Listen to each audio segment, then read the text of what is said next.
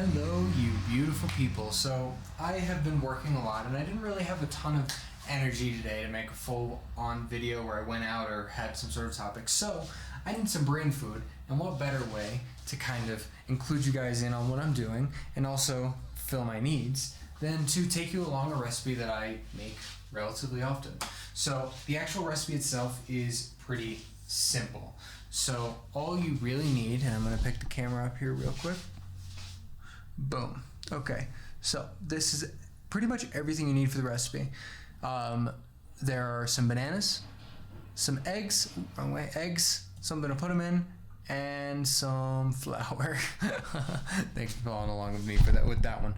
So essentially, first things first, I'm going to go ahead and lower you guys down here. Bring you over to the bowl where I will be standing.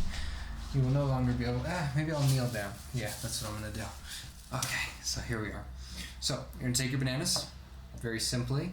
The darker they are, the better, because this is really what's going to give your dish, the thing that you're making, some really good sweetness. Make sure the peels don't get in there too bad. I have a few bananas that are starting to get to the end of their life, so I'm just going to make all of them. For you, the typical recipe would look like 3, which I'm going to put down in the description. Typical recipe would look like 3 large bananas for every, or 3 large bananas and 3 large eggs, essentially. So 1 egg for every banana that you're putting in. It's okay that they're a little beaten up, I guess. I wouldn't necessarily eat these. Honestly, my preferred banana is when there is no brown on it and there's no green on it. So I know it seems like that is rather oddly specific. The flavor of the banana is the best during that time. When there's a couple brown spots is okay, but when it's pure, when it's no longer green and just before it's come brown, I find it's really good that way. Some people like them when they've got more brown spots. Some people like them when they've got less. Anyway. I know someone who liked to eat them only when they were green. So, like the snappy green banana that was super chalky, they just liked it for some reason. Not really sure why. So anyway, I'm going to get all these in here. And then after that, I'll show you the final products. Cool. So, alright. So, yeah, tons of bananas in this bowl. Now what I'm going to do is I'm going to go ahead and grab a fork. Probably should have had it before, but I didn't. For you, I would get a smasher, like a potato smasher, a mashed potato, or whatever you call it. But for me, this is what I got. Fork works plenty fine. As you get more bananas, it becomes a little bit more difficult because they start sliding around and stuff. So I'd probably prefer a smasher at this point. But anyway, yeah. I am going to smash these up and I'll catch you on the other side. Alright, so you want to get it a nice good smash. See how they're all nice and smashed and liquidy? That's exactly what we want. So after that, we're going to go ahead and take our eggs. We're going to crack those in. Obviously you guys know how to crack an egg, so I'll catch you on the other side. Oh no, I got a shell in there. Oh god.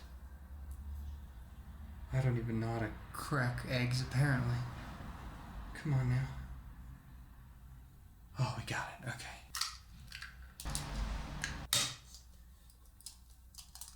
Ooh.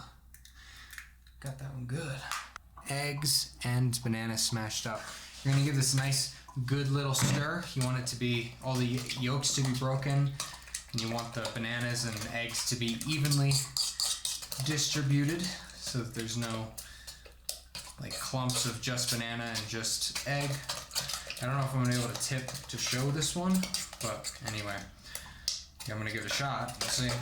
Alright, so you want it to look kind of like, oh man, it's getting real close to the edge. Yeah, I don't know. You could probably see that. Essentially, like, it almost looks like all egg. That's what you want. Get that real nice and mixed up. So this is technically where the recipe can end, but I like to add a couple extra things. I always have vanilla extract on me, so I'm gonna add, I add what I say an appropriate amount. For me, that's that much for 7, but probably for you, probably a half teaspoon for every single set of 3 that you're adding. So it's about what I added. I probably added a little bit more. I also, these bananas are going to be rather sweet, but I like to add just a little bit of brown sugar. Usually take a handful and just drop it in. Not really specifically measured. You don't need the brown sugar at all. They are decently sweet and they will taste like regular pancakes without the sugar. I just think the sugar brings out the banana flavor a little bit. And the bananas do have their own salt. However, I like to add a little bit of salt as well. Usually at the same as the vanilla extract, about a half teaspoon per 3 bananas that you put in. So far you've got 3 bananas, 3 eggs. If you wanted to add extra stuff, a half teaspoon of vanilla extract, a half teaspoon of salt, and sugar to taste, I guess, although you won't necessarily know what the taste is. But I'm gonna go ahead and integrate all this together. You can smell the vanilla kind of aroma. It adds a lot to the recipe. At this point, we're getting really close. So I'm gonna go ahead and, I guess, give you a bird's eye view of this and then take you over to the oven. So, bird's eye view. Got some, it's darker from the vanilla extract, it's got the banana and everything. So the last thing that we're gonna add would be normally the, the flour, but there's one thing you wanna do in the meantime. What you wanna do is, I have a pot that is almost completely dried because I had just cleaned it. That one doesn't work, I had forgotten. We'll use this one. Cool. So now I'm just gonna finish drying that pan the rest of the way. Do a little tilt. Yeah. Essentially, it's just cooking and drying. After that, you want to get the oil in there. The big important part to this recipe is making sure the pancakes don't stick to the actual pan. And the best way to do that is to first get your pan super hot. Think like a griddle, but you want it super hot. You want to put the oil in once it's starting to get hot, not super hot, but once it's starting to get warm. And when the oil starts to turn into water, where you're pouring it back and forth and it's like swishing like a wave and not like a viscous clump, that's when you can put your pancakes in. And there are other ways to test, but essentially if you're not hearing shh as soon as the pancakes hit the pan, you've done something wrong. Next up, we've got our pot. And we've got our flour. My flour happens to be slightly open, interestingly enough. So I'm gonna go ahead and adjust you a bit here so you can see what exactly it is that I'm doing. So for this one, for every 3 bananas that you add, this is the 3rd cup. For every 3 bananas you wanna add a cup of flour. So I'm gonna add 2 cups of flour and then I'll catch you on the other side.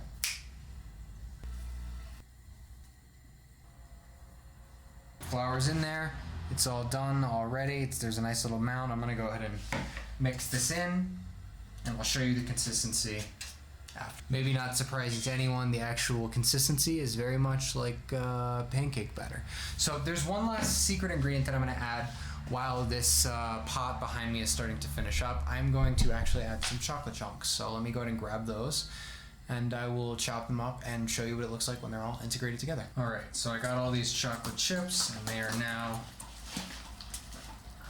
pretty decently well integrated into. Last, but certainly not least, we're gonna go ahead and add in our pancake batter.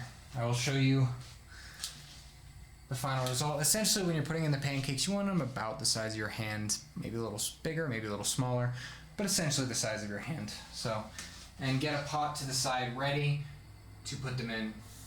You guys probably can't hear the sizzle, but it is very clear for me, only because I'm right here, but it is a soft sizzle. Anyway, once that's done, I'll show you the final plate and we'll be all done here.